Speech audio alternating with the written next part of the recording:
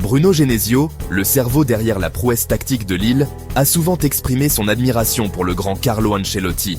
Genesio, un véritable étudiant du jeu, reconnaît la marque indélébile du maestro italien sur le football moderne. Le parcours d'Ancelotti, de joueur à entraîneur, est jalonné de succès remarquables. Son influence sur la philosophie d'entraînement de Genesio est indéniable. Cela en dit long sur le respect qu'Ancelotti inspire dans le monde du football. Genesio, comme beaucoup d'entraîneurs en herbe, voit en Ancelotti la référence absolue en matière de management footballistique. Son admiration va au-delà des simples résultats. Elle plonge au cœur même de l'approche managériale d'Ancelotti. Cette admiration témoigne de l'impact durable d'Ancelotti sur le sport. La carrière de Carlo Ancelotti est une brillante tapisserie tissée de trophées et de récompenses. Il a conquis l'élite des championnats européens, laissant son empreinte sur certains des plus grands clubs du monde. Real Madrid, AC Milan, Chelsea, Bayern Munich, Paris Saint-Germain. Ces géants ont tous bénéficié de son génie tactique. Son armoire à trophées, débordante de titres de champion et de Ligue des champions, parle d'elle-même.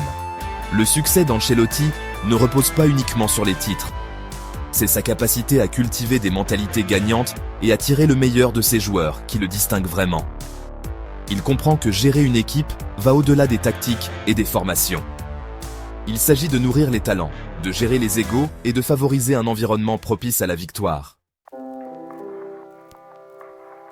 L'une des qualités les plus frappantes d'Ancelotti est son remarquable sang-froid. Au cœur des matchs à haute pression, il reste un oasis de calme. Son attitude ne trahit jamais la tension de l'événement, projetant une aura de contrôle sur ses joueurs.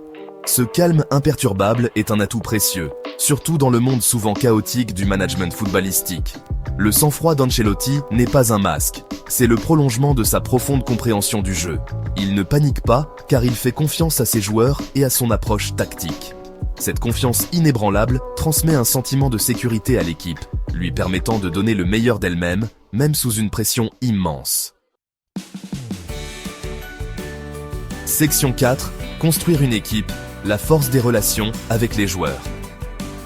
Le succès d'Ancelotti ne découle pas seulement de ses prouesses tactiques, mais aussi de sa capacité à forger des liens solides avec ses joueurs. Il comprend qu'une équipe est plus qu'un ensemble d'individus. C'est une unité cohérente, liée par le respect mutuel et la confiance. Il crée un environnement où les joueurs se sentent valorisés et soutenus, ce qui leur permet de s'épanouir individuellement et collectivement. Cette approche centrée sur le joueur est évidente dans son style de communication. Il traite ses joueurs comme des égaux, engageant un dialogue ouvert et valorisant leurs contributions. Cela favorise un sentiment d'appartenance et un objectif commun, ingrédients essentiels à la construction d'une équipe gagnante.